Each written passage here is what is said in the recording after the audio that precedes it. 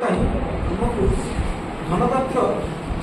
मार्ग प्रदान करते हैं ये धनप्राप्ति आम चरम सुख आनंद प्रदान करते अर्थात ये सबर मूल विनयता विनयतार मूल उचित से मनुष्य पाखे शिष्य पाखे गोटे व्यक्ति पाखे विनम्र भाव रहा आवश्यक नैतिकता भाव रहा आवश्यक। बर्तमान छात्र मध्य नैतिकतार भाव जहाँफल अनेक अध्यापक प्रस्तुत होती से भाव में अनेक अध्यापक छात्र समाज ये जो गोटे सामाजिक